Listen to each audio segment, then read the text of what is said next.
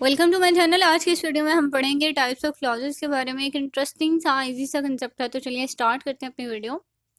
सबसे पहले हमारे पास टाइप है इंडिपेंडेंट क्लॉज। तो डेफिनेशन इसकी ये है कि an independent clause can stand alone as a sentence. सबसे पहले जान लेते हैं कि क्लॉज किसे कहते हैं।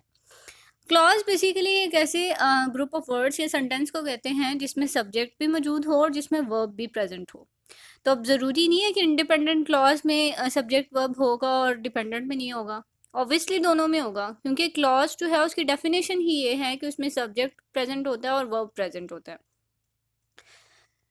तो इसके अलावा ये है कि एक इंडिपेंडेंट क्लॉज जो है वो अपना प्रॉपर मीनिंग कन्वे करती है और उसे अपना मीनिंग कन्वे करने के लिए किसी और क्लॉज पे डिपेंडेंट नहीं होना पड़ता, यानी वो इंडिपेंडेंट है।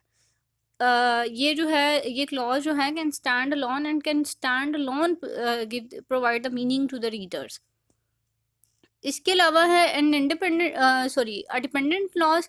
तो डिपेंडेंट क्लॉज जो है वो बेसिकली सपोर्टिंग पार्ट है इंडिपेंडेंट क्लॉज का, एक सेंटेंस का, जो कि अपना प्रॉपर मीनिंग कन्वे नहीं करती और ना ही स्टैंड अलोन कर सकती है, अकेले स्टैंड नहीं कर सकती, उसे डिपेंडेंट होना पड़ता है।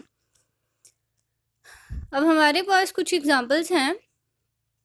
Even though I made 800 million dollars, I am still grounded. तो यहाँ पे इंडिपेंडेंट क्लॉज जो है वो स्टैंड अलोन कर सकती है। लाइक इंडिपेंडेंट क्लॉज क्या है? I am still grounded. ठीक है। तो even though I made 800 million जो है ये डिपेंडेंट है इंडिपेंडेंट क्लॉज पे। ठीक है, क्योंकि ये डिपेंडेंट क्लॉज है।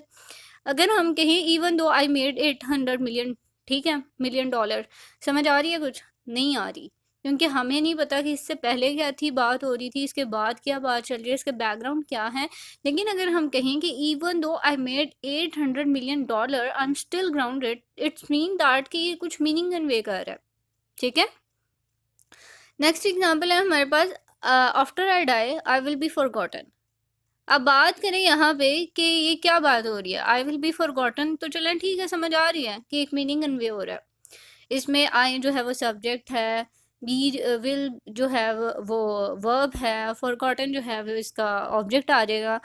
तो यहाँ पे एक प्रॉपर मीनिंग दिया जा रहा है। ठीक है। But on the other hand अगर हम बात करें क्लॉज की, ये जो सबसे पहले आई है आफ्टर आई डाई, मेरे मरने के बाद, समझ आ रही है? कुछ नहीं आ रही। मतलब हमें नहीं पता मरने के बाद क्या होना है, क्या बात की जा रही है, क्या वो सेंस वो कहना क्या चाहता है। तो ये जो है ये क्लॉज जो है स्टार्ट वाली, ये किस पे डिपेंडेंट है? आई विल बी फॉरगॉटन।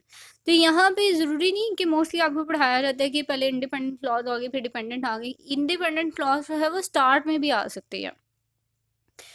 तो जी यहाँ पे जो था आई डाई जो है, आई जो है सब्जेक्ट है और डाई जो है वो वर्ब है। तो यहाँ पे डिपेंडेंट क्लॉज में भी एस बी मौजूद है।